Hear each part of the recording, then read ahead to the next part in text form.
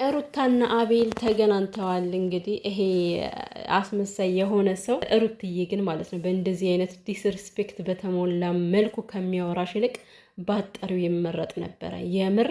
ሲቀጥል ደግሞ እንደውም ከሩታ ካሌባ ተሻለኝ እኔ በተወሰነ መልኩ ልክ ልኩን ነግሮታልና ካሌባ በነገራችን ላይ በጣም አደገኛ ሰው ነው። ልክ ልካቸውን ነው እስከ ጥግ የሚነግራቸው። አብርሃምንም ሆነ ሄርሜላንም ሆነ የሚገባቸውን ነገር ነው ጣልጣል የሚያደርግባቸው።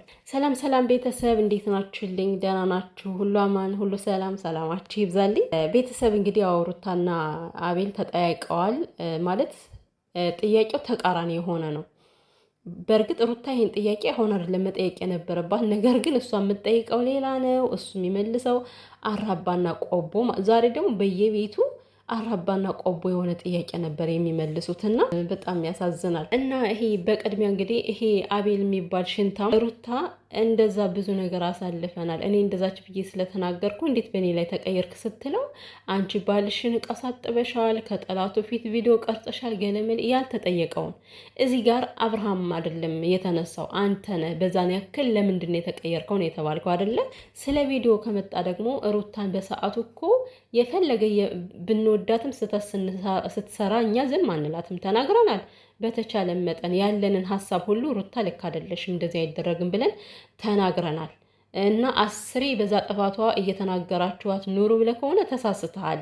እንኳን ሩታ አይደለም እናንተም አልተባላችሁም በየሀገሩ ስትዘሉ ስትፈራገጡ የነበራችሁት። እና ትክክለኛ ጓደኛ ማለት እንደዚህ አይደለም። እግዚአብሔርን በአንድ ቃላት ብቻ አይቀየርባችሁም። እና ሩታ ዛሬ የተናገረችው ያኔ አሁን እንደዚህ አድርገናል ብላችሁ ለማውራት እንዲመቻችሁ ነበረ ከጎን የሆናችሁ ስለተወሰነ ወራቶች እንጂ ከልባችሁ አልነበረም ያለችው በትክክል። ሁሉም ብዙዬም ብትሆን ሁሉም በዙሪያው የነበሩ የተቀየሩ በሙሉ ተከራክረውላት ነበር እንዲባልላቸው እንጂ የምር ማንም ሰው ለሩታ አዝኖ አልነበረም። አብርሃምም ራሱ ሁሌ ሄርሜላን እያስከተለ እየሄደ ይቅርታ የሚጠይቃት በቃ ተጎድቷል፣ ይቅርታ አድርጎ ይቅርታ ጠይቋታል፣ እሷን አልቀበልም ያለችው ተብሎ እንዲወራ ነበር በዛን ሰዓት ሴራውን ሲያራምድ የነበረው።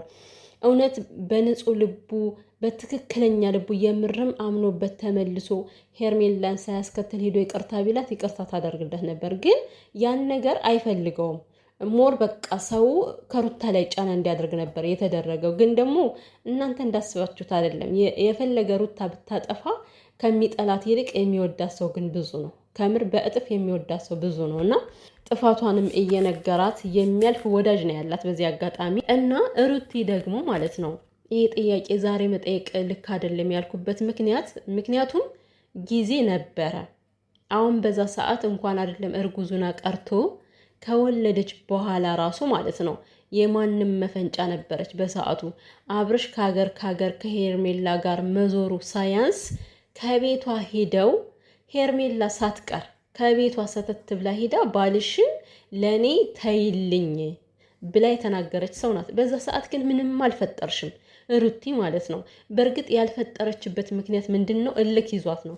እልክም ሳይሆን እቺ ልጅ ካልጋ ተኝታ ልጅ ወልዳ እኔ እንጃ እንዴ ምንም ሳይቆይ እኮ ነው አብርሃም ተነስቶ ከልጅቷ ጋር ለመዝናናት የሄደውና ኧረ ይከብዳል እኮ የምር። እኔ ከሩታ ላይ የምትፈርዱ ሰዎች ግን እግዚአብሔርን እኔ ምን አይነት ልባችሁ ድንጋይ ቢሆን ነው እላለሁ አንዳንድ። እግዚአብሔርን ማለት አራስ ሆና ተኝታ በዛን ያክል ሌላ ሴት ጋር መራገጥ እንዴት አያማትም ብላችሁ ነው የምታስቡት? ዛሬ ሩታን እንደዚህ ጭፍጭፍ የምታደርጓት እንደፈለገ የምታንከባሏት በስድብ።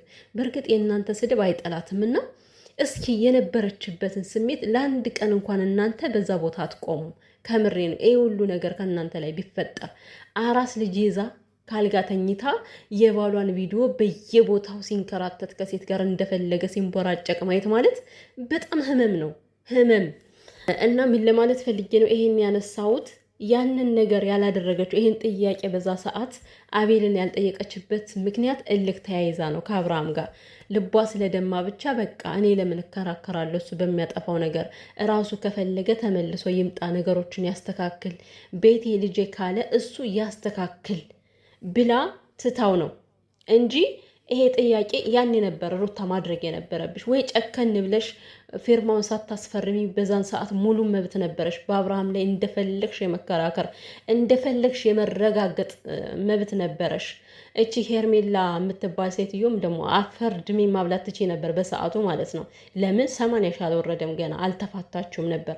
አሁን ላይ ግን ምንም ብትይ አንቺና አብርሃም ተፋታችኋልና ስለዚህ ወደ ራስሽ ነው መመለስ ያለብሽ ሩትዬ። እግዚአብሔርን አንቺ ጀግና ነሽ እኮ ካለፈ ታሪክ ላይ እንደዚህ መቆም ሳይሆን ወደፊት መሄድ ይጠበቅብሻል። ግዴታ ባንቺ ህይወት እኮ ደስታ ሊገባ አይገባም። ደስታ ደስታ ይላሉ በተገናኙ ቁጥር። ደስታ ምንድን ነው? ከዚህ ጋር እሷ ደስታ አትፈልገውም፣ አታፈቅረውም፣ አትቀበለውም ሲጀመርም እና በደስታ አታሳቡ። አንቺስ ልታገቢ አይደል እያላችሁ የእናንተን ጥፋት ለመሸፋፈን አትሞክሩ። እና በዛ ሰዓት ሩትዬ አውቀሽበት ጨከን አድርገሽ 9 ወር ሙሉ ጭክን ብለሽ ነበር ያሳልፍሽው አይደለ? በዛ ሰዓት ደግሞ እንዴት ነው ነገሮችን ያዝ አድርገሻቸው ዋጥ አድርገሻቸው ሁሉንም ባንዴ ጠራርገሽ ማስወጣት ትችይ ነበረ። ከምሬ ነው። ወላቤን ወላ ብሩክ አንድም ሰው በአብርሃም አጠገብ እንዳይደርግ ማድረግ ትችይ ነበር፣ እንዳይደርስ ማድረግ ትችይ ነበር፣ ማርያምን ትችይ ነበር። ግን የአሁኑ ጥያቄሽ ምንም ፋይዳ የሌለው ነው። ለዛውም ደግሞ አንቺን ከሚንቅስ ሰው ጋር ቆመሽ ማውራትሽ ራሱ ይሄ ተገቢ አይደለም። እነዚህ ሰዎች ላንቺ የሚገቡ አይደሉም።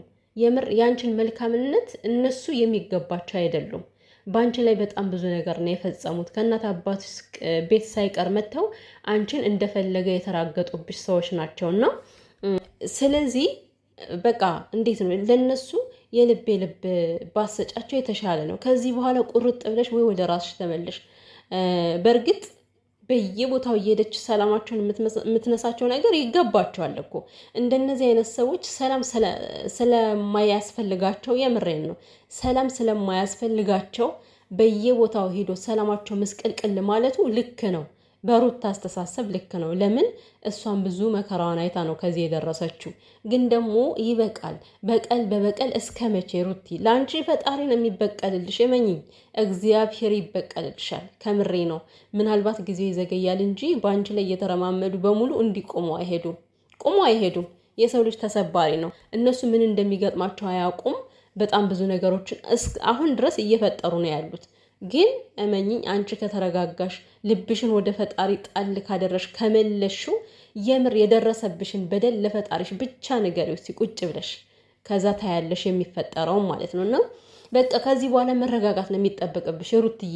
በየቦታው እየሄድሽ እነዚህ ልክስክስ ሰዎች ማግኘት አይጠበቅብሽም። እርጉዝም ከሆንሽ እሰየው፣ እንኳንም ሆንሽ። በቃ ፈጣሪ ነው የባረከሽ፣ ሁለተኛ ልጅ ሰጥቶሻል። አመስግኜ እኔ አላቅም። አሁን እርግዝናው ራሱ ቤተሰብ እንዴት ነው ግን እናንተ ምን ታስባላችሁ?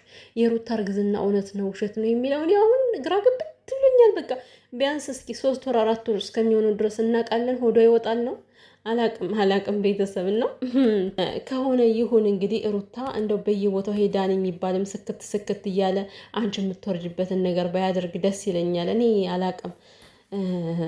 ዛሬ ይሄ አቤል የሚባልን አግኝታ ባታወራው ደስ ይለኝ ነበር። ለምን በጣም ነው ያወረዳት። በጣም ነው ጭራሽ ልብ ነው የሚሰብረው።